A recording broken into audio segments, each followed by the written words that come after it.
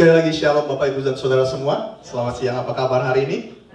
Baik. Alright, dan bagi saudara yang bergabung dengan kita melalui online atau melalui YouTube channel kita, kami mengucapkan selamat bergabung. Saudara, minggu lalu kita memulai serial khotbah yang kita sebut dengan Trail of Hope, yaitu serial khotbah tentang pengharapan. Kita belajar tentang apa itu pengharapan. Ketika kita menjadi pengikut-pengikut Tuhan, apa itu artinya mempunyai pengharapan, saudara.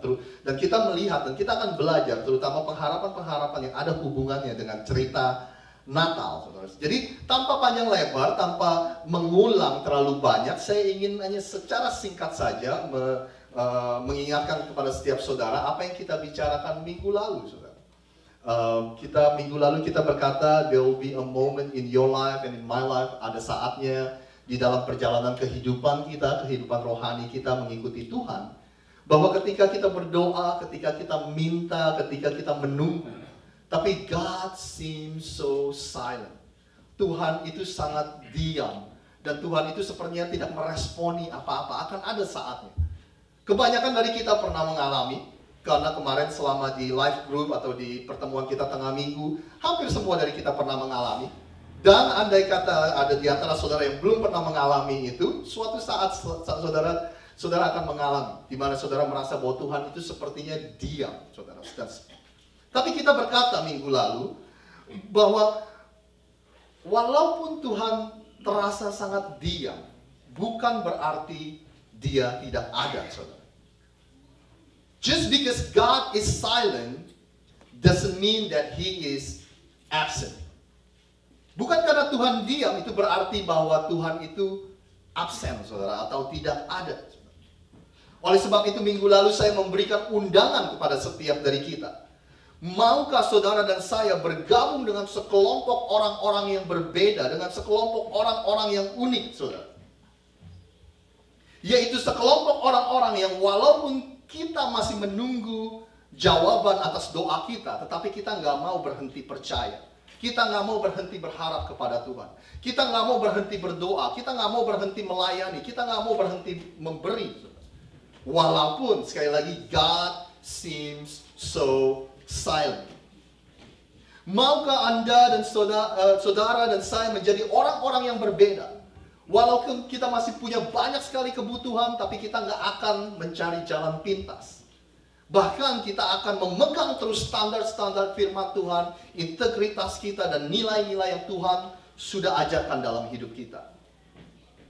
Jadi itu minggu lalu, sedikit saja rangkumannya. Kalau saudara mau melihat full sermon atau full khotbah minggu lalu, saudara bisa ke YouTube channel kita atau ke Facebook page kita. Dan kalau saudara merasa itu akan memberkati orang banyak, silakan saudara bisa share. Nah, hari ini kita akan melihat cerita Natal versi dari Rasul Paulus, saudara. Kita akan melihat cerita Natal versi dari Rasul Paulus. Tapi sebelum itu, saya mau tanya kepada saudara, mungkin saudara boleh berpartisipasi. Saudara pernah gak, mungkin saudara pernah mengatakannya, atau mungkin saudara punya teman-teman orang Kristen yang berkata seperti ini. Saya percaya walaupun Tuhan belum menjawab doa saya, tapi saya percaya bahwa Tuhan selalu bekerja dalam hidup saya. Saudara pernah mendengar itu? Hampir semua pernah yang mendengar itu ya. Nah, salah satu yang saudara akan mendapatkan jawaban dan contohnya yaitu cerita yang akan kita lihat sebentar lagi, saudara. Saudara sebentar lagi akan tahu maksudnya kalau ada orang-orang yang berkata, walaupun Tuhan belum menjawab doa saya, tapi saya percaya Tuhan terus bekerja dalam hidup saya. Sebentar lagi saudara akan melihat contoh besar. Nah, tapi siapa Rasul Paulus, saudara? Rasul Paulus bukanlah orang Kristen. Dia dulu menangkap orang-orang Kristen, terus bahkan menaruh mereka ke dalam penjara. Tetapi akhirnya Rasul Paulus menjadi pengikut Yesus. Dan ketika dia menjadi pengikut Yesus, ini adalah orang yang sangat luar biasa sekali, saudara. Kalau saudara mempunyai Alkitab, saudara tahu terbagi dari dua bagian, Old Testament and New Testament.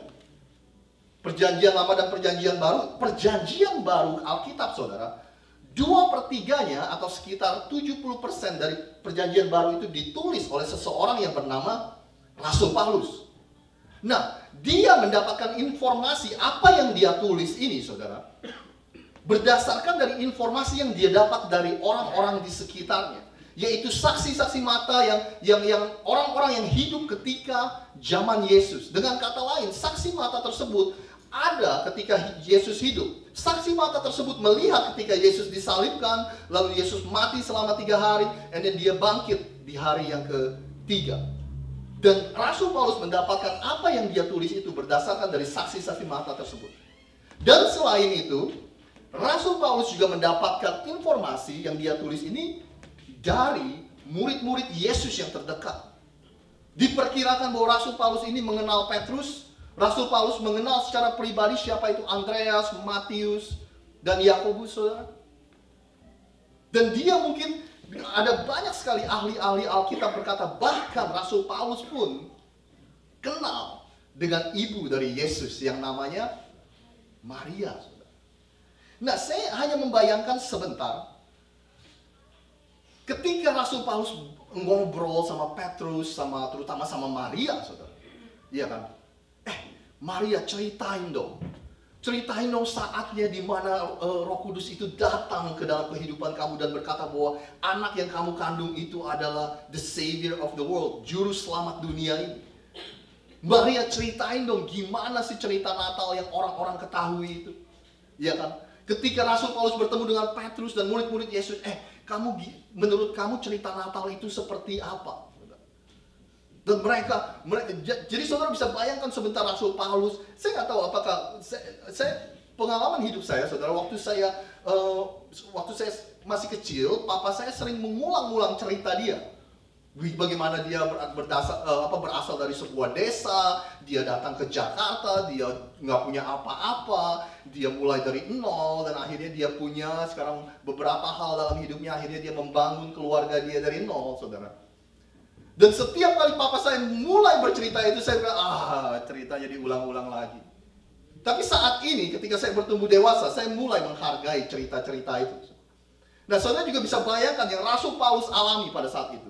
Ketika dia mau menulis apa yang dia tulis di Alkitab saudara ini, dia berkata, hey Maria, tell me what it's like ketika engkau di dalam kandunganmu ada sang juru selamat yang bernama Yesus. Ketika Roh Kudus, Roh Allah mendatangi engkau, ketika malaikat Allah mendatangi engkau dan berkata bahwa ada juru selamat di dalam kandunganmu.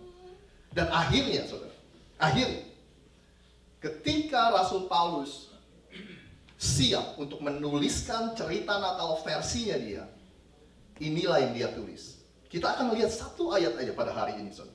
Sekali lagi, ketika Rasul Paulus siap untuk menulis cerita Natal versinya dia, inilah yang dia tulis.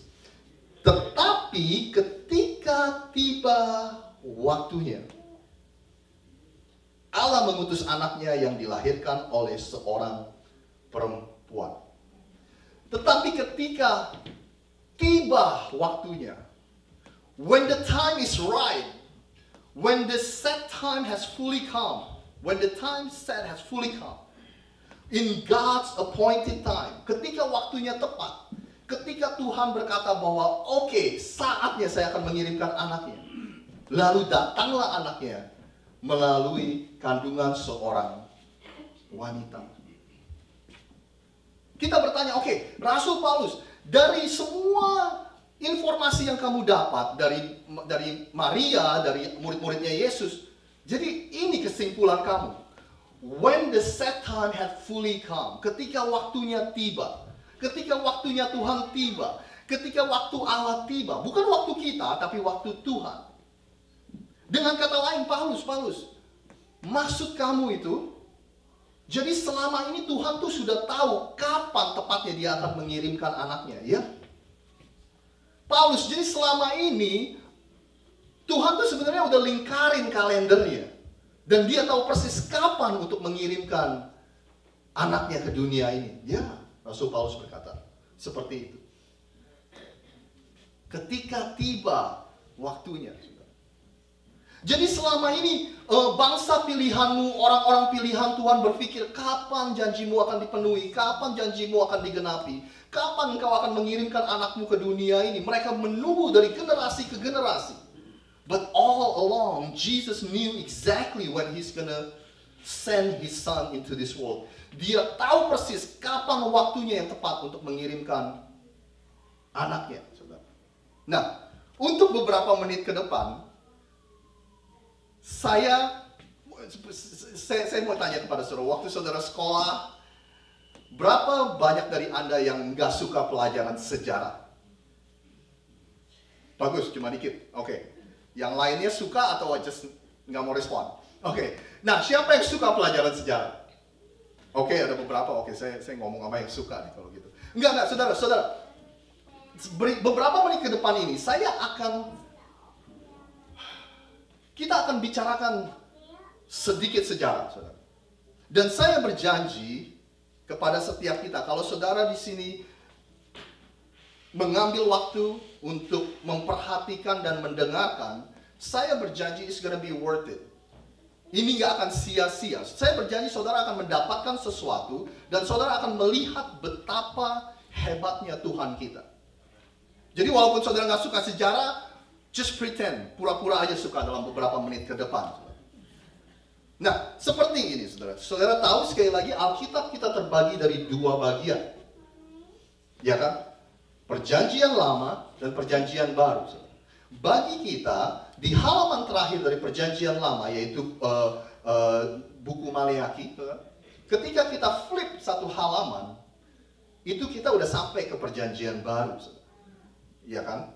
Yaitu kitab Matius. Tahukah saudara bahwa satu halaman ini mewakili 400 tahun sejarah?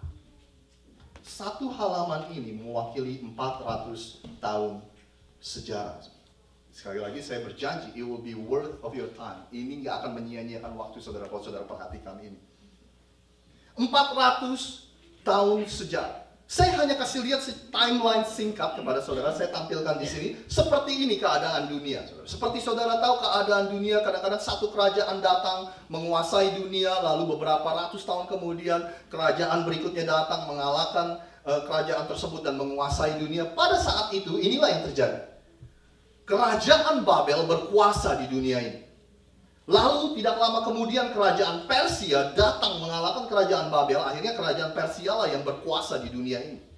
Dan setelah kerajaan Persia datanglah kerajaan Yunani, pemerintahan Yunani, dan mengalahkan kerajaan Persia ini. Dan setelah itu, seperti saudara tahu, pemerintahan Romawi lah yang datang dan menguasai dunia. Mereka ada menjadi kerajaan dan pemerintahan yang terkuat di dunia. Dan Yesus hidup pada waktu kerajaan Romawi, ya kan? Nah, ada beberapa hal yang saya ingin tunjukkan kepada saudara. Pada waktu kerajaan Yunani ini memerintah di dunia, ada seorang pemimpinnya yang saudara dan saya pasti pernah dengar.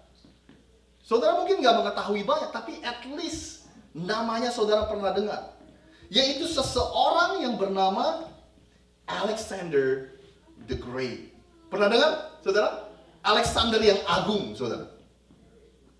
Dia ini begitu hebat. Dia ini ada begitu banyak sejarawan, ada begitu banyak ahli sejarah berkata bahwa kami tidak akan pernah lagi melihat seseorang seperti Alexander Agung ini.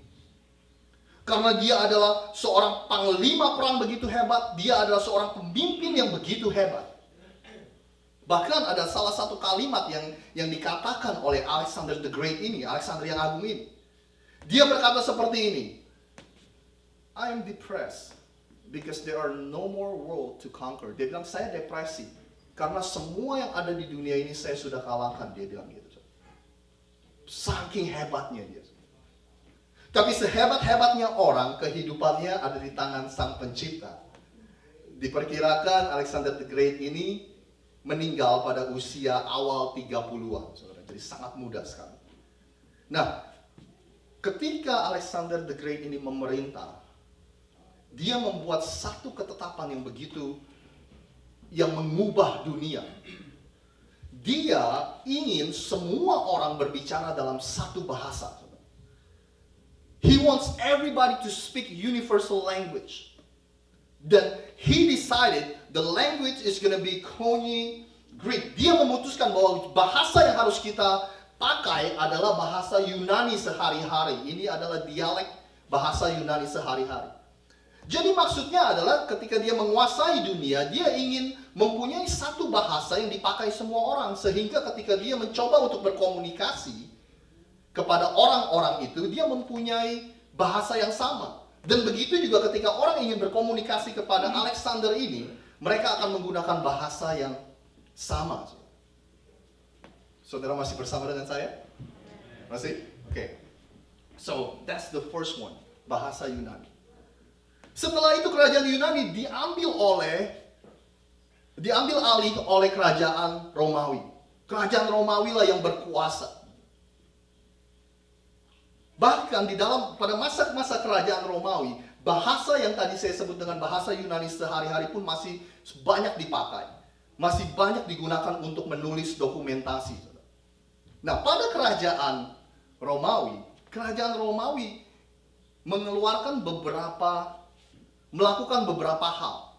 Nah, beberapa hal utama yang mereka lakukan yang mengubah dunia. Yang pertama yang kita sebut dengan Pax Romana.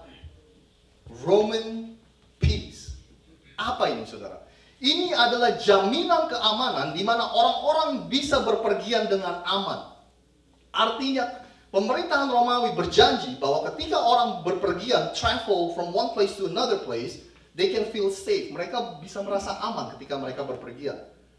Dan saat berikutnya yang dilakukan oleh pemerintahan Romawi, yaitu improved transportation system, yaitu sistem transportasi yang jauh lebih baik, saudara. Mereka mulai menciptakan yang kita sebut dengan kereta kuda. Mereka mulai menciptakan perahu-perahu, saudara. Mereka mulai membuat jalan. Mereka mulai membangun jembatan yang menghubungi dari satu tempat ke tempat lain. Dan transportasi yang begitu baik ini mengizinkan orang untuk berpergian ke sebuah tempat yang jauh, tapi dengan waktu yang singkat. Jadi ada bahasa yang sama, ada jaminan keamanan ketika mereka berpergian, dan ada transportasi yang bagus yang mengizinkan orang pergi jauh. Saya yakin pertanyaan dari setiap saudara yang duduk di sini, Rosid, ngapain kamu bilangin kami semua ini? Tahukah saudara bahwa Alkitab Perjanjian Baru yang saudara baca ini, bahasa ditulis dengan bahasa asli yang tadi kita lihat itu, yaitu ditulis dengan bahasa Yunani sehari-hari, yaitu ditulis dengan bahasa yang setiap orang bisa mengerti pada saat itu. Tahukah saudara, ketika Yesus lahir ke dunia ini selama pelayanannya, dan lalu dia ditangkap, dia dibunuh di atas kayu salib, lalu dia bangkit pada hari yang ketiga, dan dia memberikan jaminan keselamatan kepada setiap orang, dan kabar baik ini, Yesus berkata kepada murid-muridnya, beritakan, sebarkan ke seluruh dunia kabar baik ini, bahwa Tuhan sudah menebus dosa dunia. Ketika mereka siap menyebarkan berita tentang kabar baik itu, saudara, mereka mempunyai sistem transportasi yang begitu luar biasa. Sehingga mereka bisa berpergian jauh, sehingga mereka bisa berpergian ke banyak tempat dengan berita kabar baik itu, saudara. Bahkan ketika mereka menghadapi penganiayaan, pengikut-pengikut Yesus mulai tersebar ke beberapa tempat, saudara. Dan mereka menggunakan sistem transportasi yang diciptakan oleh pemerintahan Romawi ini. Nah, sekali lagi saudara bertanya, kenapa sih saya sebutkan seperti Kemana saya ceritain semua ini? Boleh saya kembali dengan apa yang Rasul Paulus katakan tadi, saudara? Ketika tiba waktunya, di saat yang tepat, Tuhan mengirimkan anaknya melalui seorang perempuan. Kenapa Yesus nggak datang 400 tahun lebih awal? Kenapa Yesus nggak datang 200 tahun lebih awal? Kenapa Yesus nggak datang 100 tahun lebih awal? Rasul Paulus berkata, when the time is right. Ketika waktunya tepat. Saudara pernah nonton pertunjukan teater? Pernah ya? Yang kayak di Sri Pertunjukan Teater atau Lancaster mungkin beberapa dari saudara. Nah kalau yang belum pernah, saudara udah pernah nonton pertunjukan Sri Mulat? Saudara tahu ya Sri Mulat ya? Tahu, kalau Sri Mulat tahu semua. Saudara tahu kan ya, kalau ketika dari satu babak, satu adegan itu habis, tirainya tertutup. Tetapi di belakang tirai itu ada orang-orang yang mempersiapkan desain panggung atau rancangan panggung untuk babak atau adegan berikutnya. Saudara tahu maksud saya? Ya kan, ketika saudara nonton teater tutup, tetapi ada orang yang bekerja di belakang panggung untuk mempersiapkan panggung tersebut untuk adegan yang berikutnya, saudara. Pernahkah saudara berpikir? Mungkin ketika saudara tidak pernah mendapatkan jawaban dari Tuhan. Mungkin ketika saudara masih menunggu. Pernahkah saudara berpikir bahwa Tuhan sedang bekerja di belakang layar kehidupan saudara? Pernahkah saudara berpikir bahwa ketika saudara pikir bahwa Tuhan tidak mendengar doa kita, ternyata Dia sedang mempersiapkan segala sesuatunya di sekeliling kita. He is arranging things around us. He is preparing things around us. Mungkinkah, maybe, just maybe, keputusan yang dibuat oleh Alexander the Great, saudara, Alexander yang agung, bukan murni keputusan dia, tetapi Tuhan mempengaruhi sang pemimpin ini untuk membuat keputusan tersebut. Mungkinkah keputusan yang dibuat oleh pemerintahan Romawi digunakan oleh Tuhan untuk accomplish his mission, untuk menggenapi misinya Tuhan, saudara.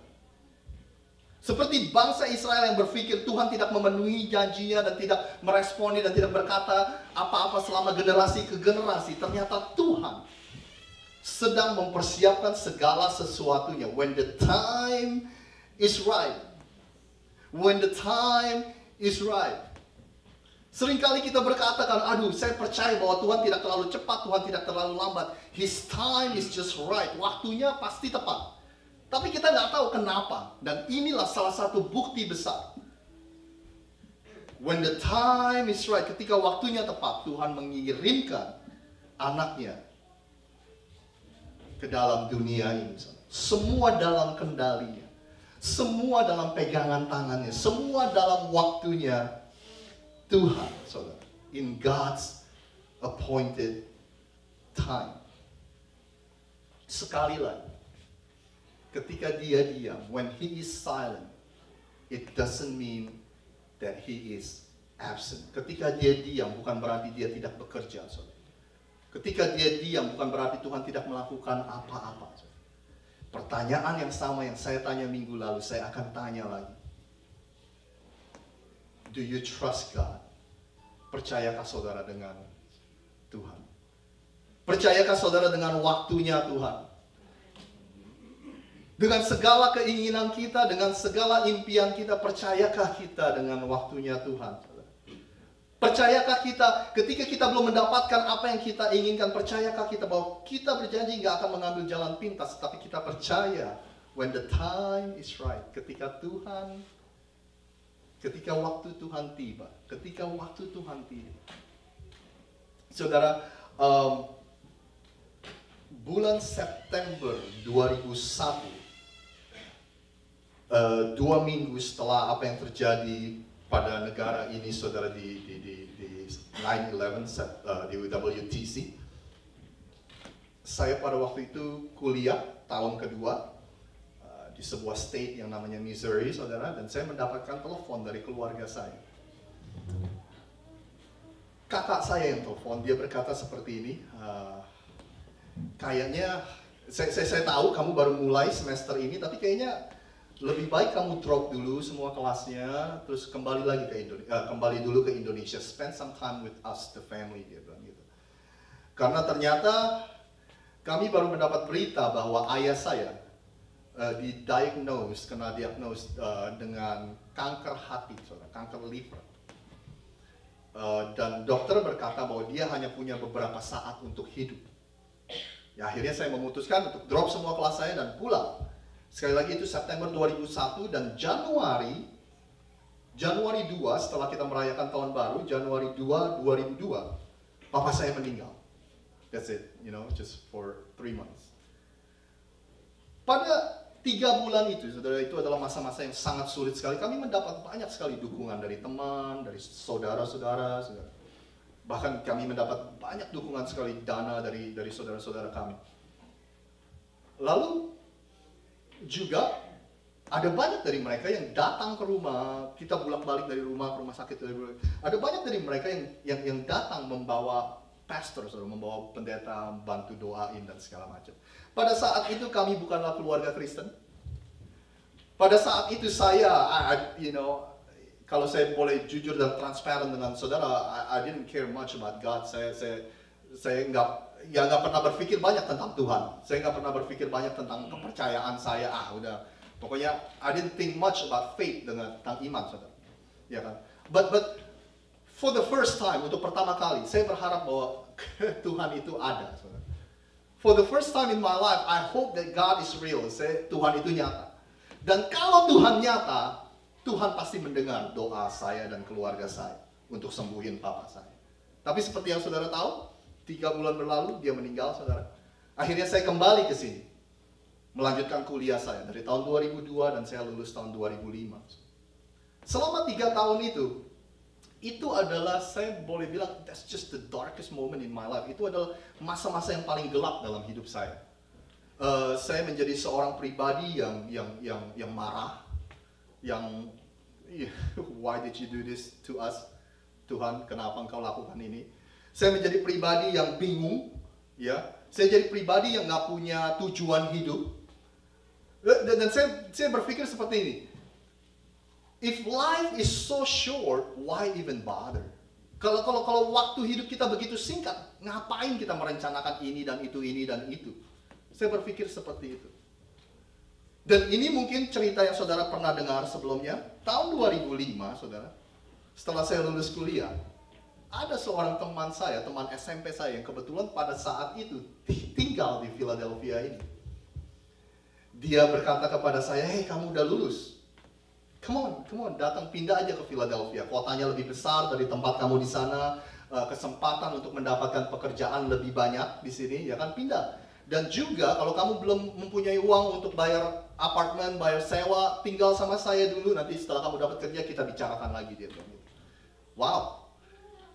Sampai saat ini, saudara, saya berpikir that invitation is a divine invitation. Undangan itu, saudara, itu yang saya sebut dengan undangan ilahi, saudara. Sepertinya kayak Tuhan sedang menyiapkan sesuatu dalam hidup saya. Saya terima undangan itu, saya pindah ke Philadelphia, dan saya mulai belajar banyak tentang kekristenan, tentang siapa itu Tuhan Yesus. Dan dalam waktu singkat hidup saya berubah. Pandangan saya tentang diri saya berubah, pandangan saya tentang orang lain berubah, pandangan saya tentang dunia sekeliling saya berubah, pandangan saya tentang hubungan saya dengan Tuhan pun berubah. Dalam waktu singkat. Dan tanpa cerita panjang lebar lagi, saudara, saya hanya mau katakan kepada setiap dari kita, seseorang yang kehilangan pengharapan, seseorang yang tidak punya tujuan hidup. Sekarang setiap hari Minggu saya berdiri di depan saudara untuk memberitakan tentang berita pengharapan ini, tentang kabar baik yang Tuhan Yesus berikan kepada setiap kita. Setiap minggu saya berdiri di depan saudara to tell you about this message of hope, to tell you about this message of grace, pesan-pesan dari Tuhan, pesan-pesan tentang pengharapan. Saya mau bertanya, bagaimana dengan Anda? Apa yang Anda doakan? Apa yang Anda alami akhir-akhir ini? Keuangan Anda tidak baik? Kesehatan Anda tidak baik? Saudara, Anda khawatir tentang keluarga, tentang masa depan anak-anak, bahkan Anda khawatir tentang masa depan Anda sendiri. How things gonna work out in my life, I don't know. Saudara khawatir tentang pekerjaan Anda. Saudara bahkan khawatir tentang keluarga Anda yang jauh mungkin di Indonesia, saudara. Tapi yang mau saya bilang, we cannot lose hope. Kita nggak boleh kehilangan pengharapan, saudara. Kita butuh yang namanya pengharapan. Seperti Tuhan yang tidak pernah berhenti bekerja di dalam dunia ini, di dalam kehidupan kita, kita juga nggak boleh berhenti berharap. Seperti Tuhan yang tidak pernah kehilangan kendalinya di dalam dunia ini, kita juga nggak boleh kehilangan pengharapan itu, saudara. Kenapa? Karena pengharapan itulah yang memampukan kita untuk bangun satu hari lagi, ya kan? Pengharapanlah yang memampukan kita untuk melangkah satu langkah lagi. Pengharapanlah yang memberikan, yang berkata kepada kita, let's try it one more time. Ayo sekali lagi kita coba.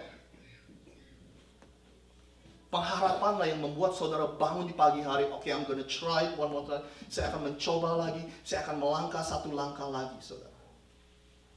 We are human being are designed for hope. Kita manusia, saudara, kita diciptakan untuk mempunyai yang namanya pengharapan.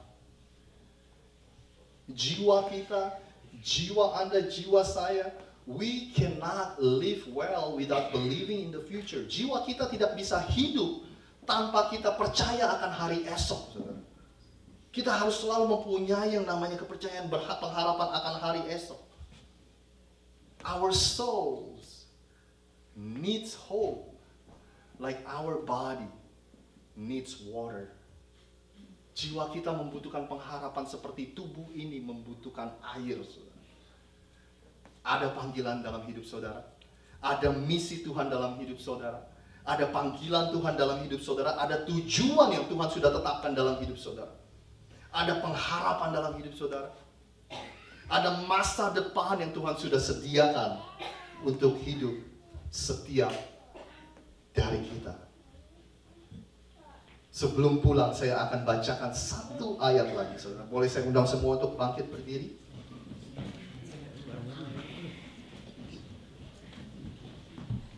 Yeremia 29 ayat 12 dan 13. Call me, come and pray to me, and I will listen. Seek me with all of your heart, I will get you there. Maka kamu akan minta tolong kepadaku. Kamu akan datang untuk berdoa kepadaku, kata Tuhan, dan aku akan menjawab doamu. Kamu akan mencari aku dan menemukan aku, kata Tuhan, sebab kamu mencari dengan sepenuh hati. Mari kita berdoa bersama-sama sambil saya mengundang teman-teman yang melayani perjamuan kudus. Bapa, kami mengucap syukur. You are the hope for the hopeless. Engkau adalah pengharapan kami. Engkau adalah pengharapan bagi orang-orang yang sudah kehilangan pengharapan. Kami mengucap syukur, janji-Mu iya dan amin. Kami mengucap syukur kalau kami boleh mendapat jaminan bahwa pengharapan yang kami taruh di dalam Engkau tidak akan pernah sia-sia.